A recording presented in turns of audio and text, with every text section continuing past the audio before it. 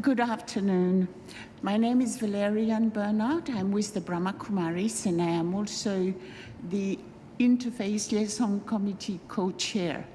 And it is my pleasure to present to you today this press conference on the call for action that we have prepared for the COP29.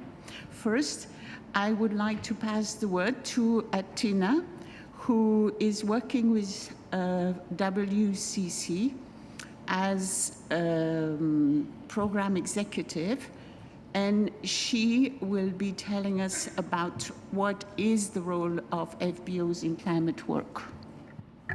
Thank you so much, Valeria. My name is Athena Peralta, and I work with the World Council of Churches.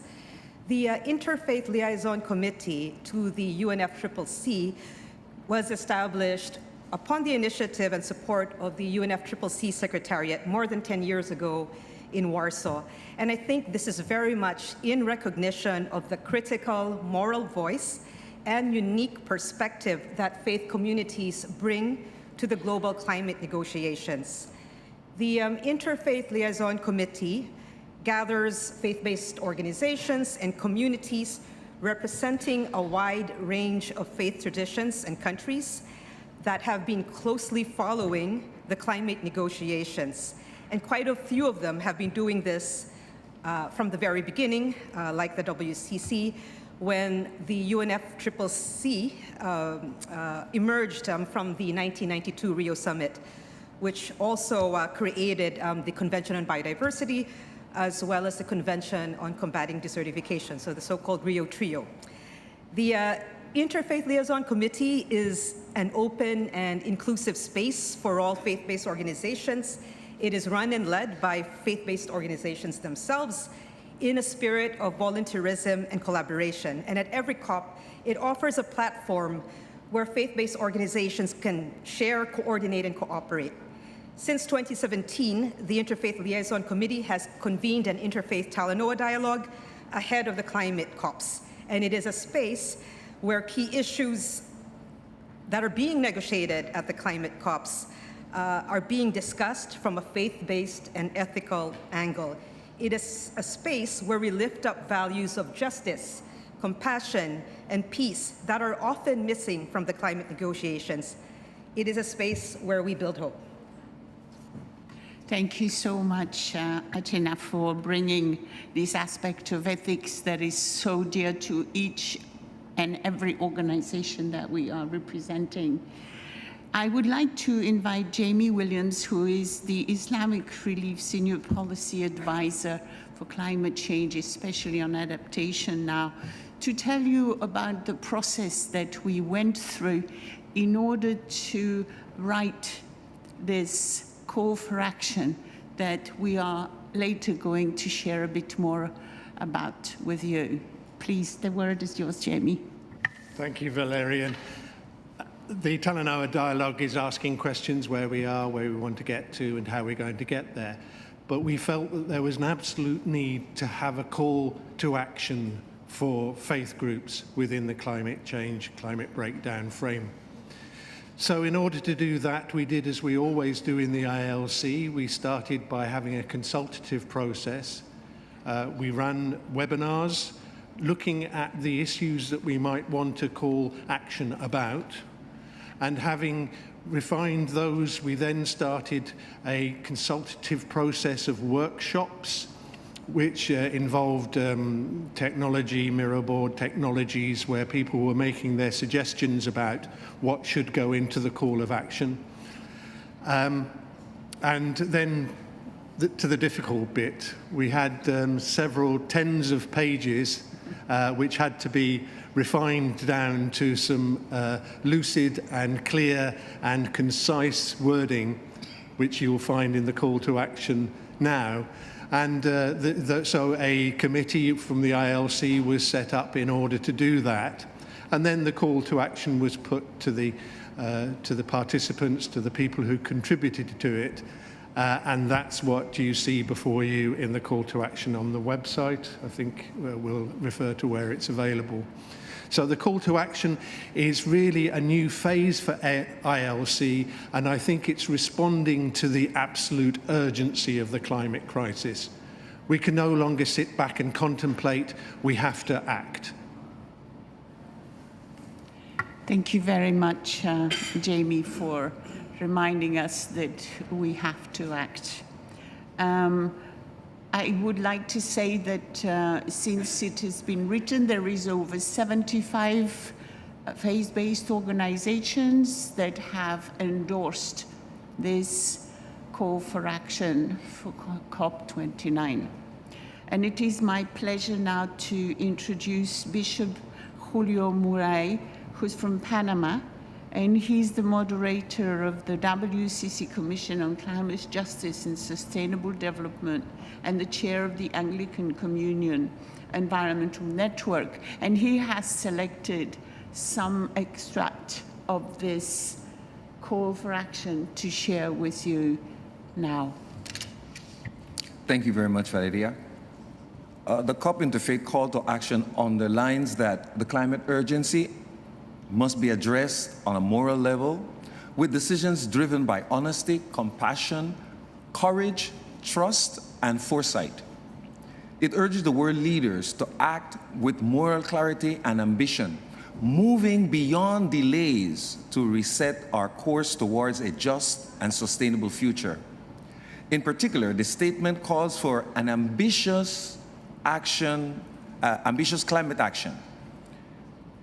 NDCs must lead to a just transition and reflect that the fair share of each country in light of their historic responsibilities.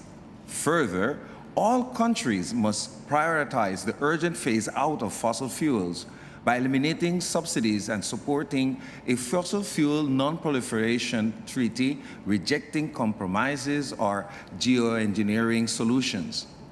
On climate finance, the statement appeals to COP29 to include the concepts of arms, tides, and zakat, which reminds us that the duty to support the needs of the most vulnerable is so important and to consider the debt cancellation. It calls for a new collective quantified goal that prioritizes human rights, emphasizes grant-based support for developing countries, and ensures direct access to local communities, indigenous people, African descent, the most vulnerable. This goal must be based on actual needs. It also identifies loss and damage, along with adaptation and mitigation as the principle of common but differentiated responsibilities to respective capacities, meaning ensuring that the most responsible for emission contribute the most. The statement underlies that both economic and non-economic loss and damage must be addressed by prioritizing grant-based finance for the most vulnerable communities. Faith traditions and moral imperatives call for climate action rooted in solidarity, compassion, and justice for all life, including non-human life, prioritizing sufficiency, efficiency, and equity, while safeguarding the rights of women, youth, indigenous people, African descent, and other vulnerable groups. Finally, COP29 on Interfaith call to action point out that climate action is also an act of peace, prioritizing our collective future over narrow national and powerful corporate and individual interests. Thank you. Thank you so much, Julio, for walking us through this document. It is my pleasure now to introduce you to Mr.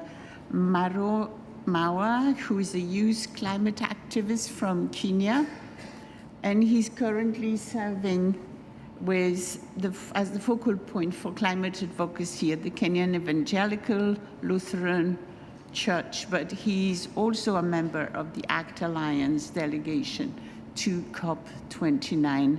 And because it is the COP on finance, he's going to speak to us about finance. Go ahead. Thank you, Val. We cannot reiterate further that a true measure of success of this COP, as regarded as the COP of finance, will entirely depend on if whether we come up with an ambitious, reliable, timely NCQG, because that is what we need. And bringing into context where I'm coming from, my own continent, which sadly some of you have termed it as the dark continent, the AGN has presented an ambitious NDC that is only asking for 1.3 trillion that right now is facing and is at the brink of being shunned away by the global north.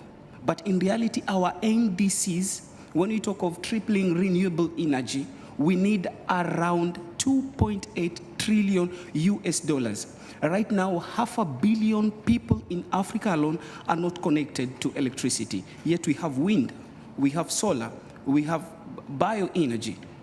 Come on, we need to spend our time on what to do, how to do it, but we already know our needs. We cannot talk of just transition when we do not have the finances.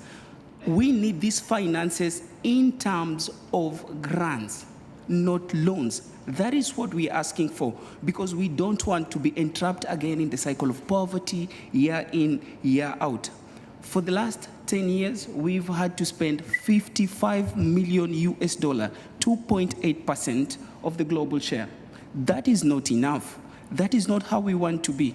If we are to talk about renewable energy, we need these finances. If we are to talk about urbanization, if we are to talk about proper human settlement, if we are to talk about housing, if we are to talk about losses and damages and non-economic losses and damages, then this COP should deliver the monies, timely, reliable, transparent mechanisms as to how we will access this money. That is the true measure of success of this COP. Nothing more, nothing else. It's not too much we are asking for. Our fair share. Thank you. Thank you so much, Maro, and especially for bringing to this room the fact that we do not want it to be loans, because this is such an important bit of revendication that we all have.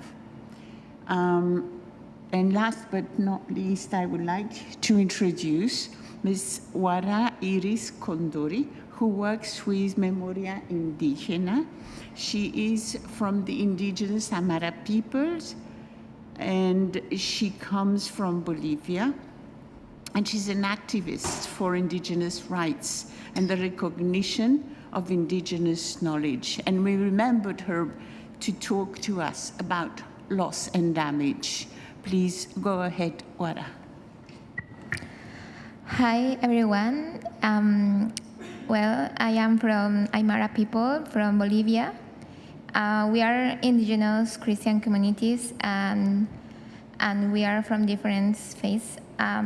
We need to generate changes from our communities and churches at all levels of negotiations at national, international, and local levels. And I know that we are here to call to action to everyone. So why? Why we have to make an action? Because creation is dying. That's the answer. And we as indigenous peoples and children of Creator must wake up and advocate for the most vulnerable populations, brothers and sisters who are harmed by climate change, loss of biodiversity, and soil desertification. We have to renew our actions for the renewal of our planet. We need to advocate for climate justice and transparent funds mechanisms. We have to be focused on our forces for peace and nature and for our people. So that's the answer. That's why we have to have an action from all the communities. And thank you so much. Thank you so much, Wara. Now what we would like to do is open the floor to your questions so that we can interact together, and then maybe at the end we can give the floor to our beautiful panelists here for 1 minute or so to give us the final word. So please, the floor is yours. If you raise your hands, I'm sure someone will hand you a mic.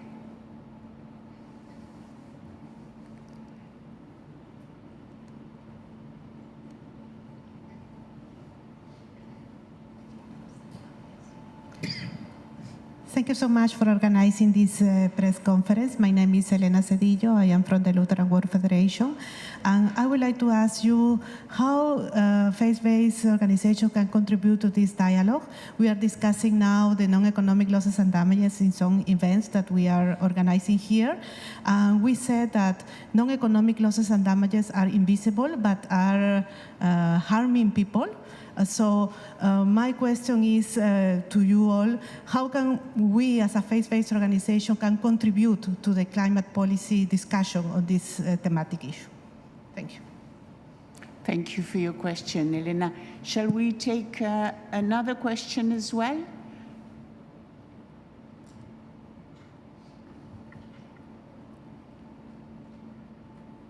Okay, maybe we'll answer this one so people will then find the space for more questions. So how can we act? Would you like Athena to start on this? And maybe our other panelists have more to add, and I too will. Thank you so much for that question. And I think particularly when it comes to non-economic loss and damage, faith communities have really an important role to play too when it comes to lifting up these losses and damages, which go beyond money, which go beyond something that typically can be measured. I think when we talk about losses and damage from a faith perspective, we think about the loss of spirituality, the loss of identity, the loss of homes. And this is something that we from the faith communities are able to speak up to.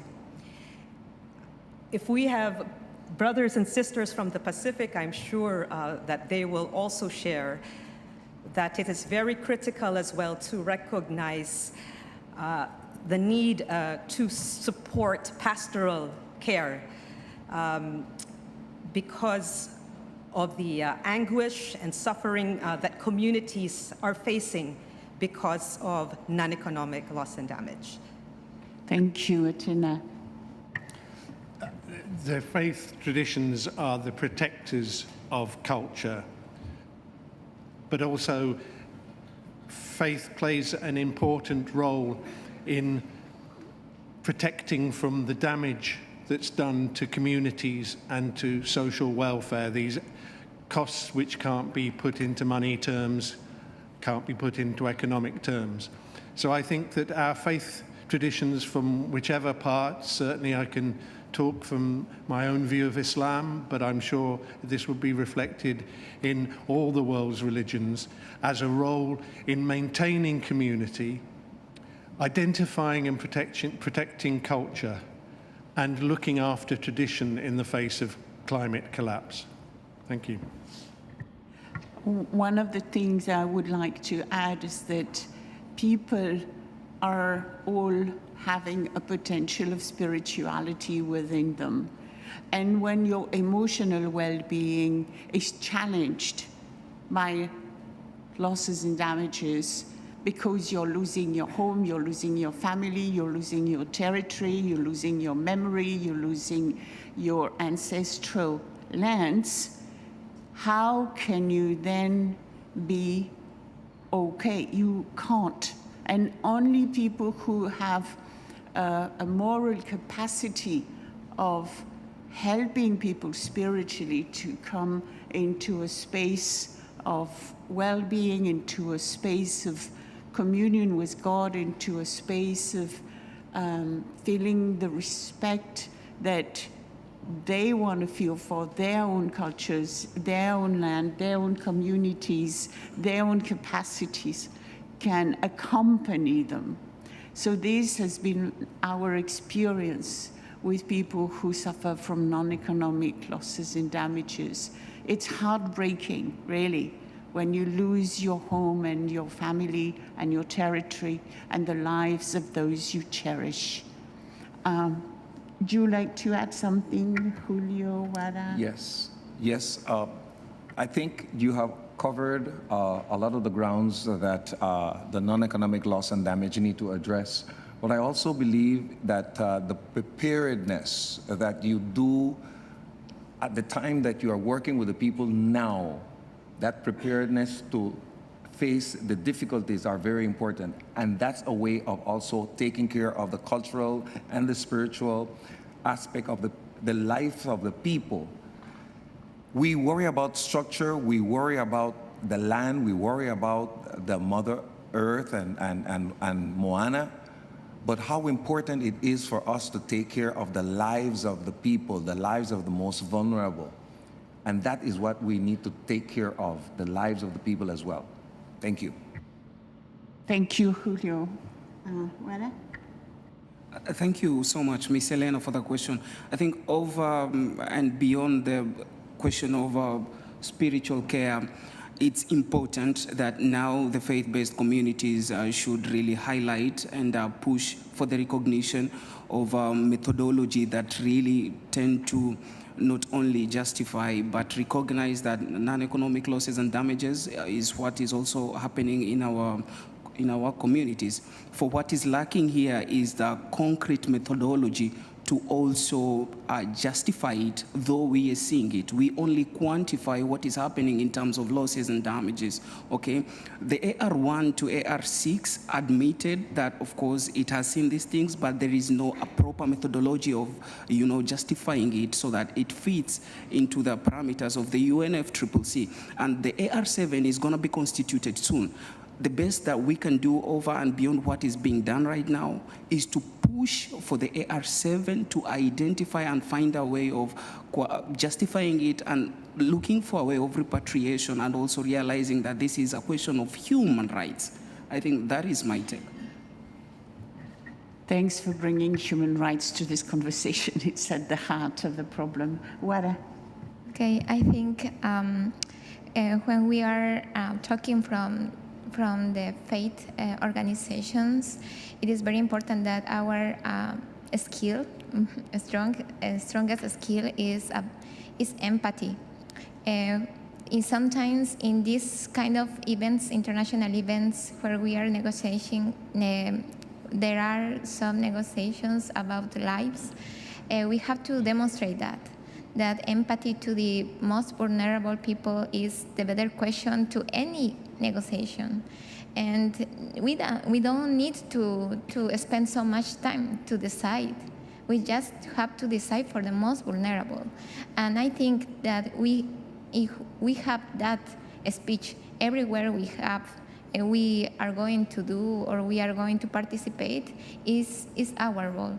So I think if a faith organization is participating in any of these events, we have to be that meaning, empathy, love, and that's the only decision for the world. Thank you. Thanks for bringing love into this conversation. And yes, vulnerability is something that's essentially threatened by all these aspects of loss and damages, economic and non-economic. Any other question? Please take a mic.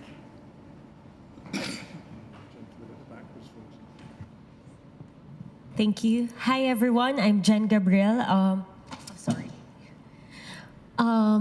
I'm currently part of the International Federation of Catholic Parochial Youth Movement.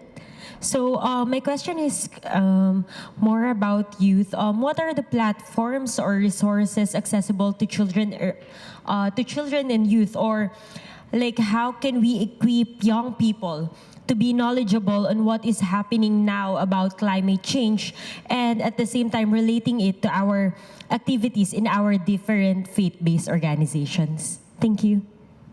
Thank you for your question. There is another question at the back of the room, but in the meantime, I just wanted to share with you that in this panel here, you must have about 30 organizations that all work with youth in their own ways.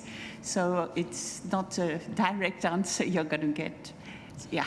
Hello, good afternoon. Thank you very much for your reflections and thoughts. My name is Ramesh Babu. I'm from India. I represent the evangelical community in India. and also part of the different faith groups. My question is that call to action paper, what is being prepared. Is there any room to comment or read out or contribute? That's one. To the bishop or my brother from ACT Alliance, how do we see the movement, the creation care stewardship, becoming a great movement in the world? Because there are a lot of differences within the church and within the different faith. So when we go back, is there any possibility that we can work in a cohesive manner, not only during the COP, but even otherwise, in each country? Is there anywhere that we can work together in such a manner that we can influence our government policymakers back at home? Because there is a lot of connectivity between the creation and humanity. Thank you. Thank you so much. So, Bishop Julio, I think you can start. You have each 1 minute each, even less maybe, to answer all these questions. Well, I will take care of answering the last question.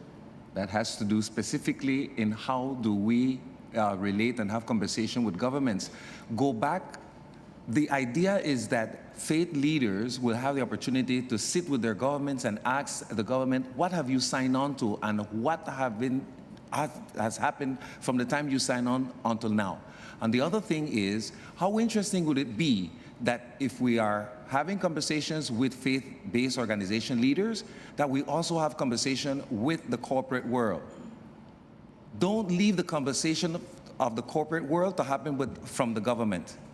Unfortunately, there are situations of corruption between the government and the corporate world. So somebody else has to take up that slack. And I think it's a faith-based organization that needs to do that. Thank you, sir. Thank you, Julio. Wera. Okay, I think I will be speaking about the first question about the youth and children.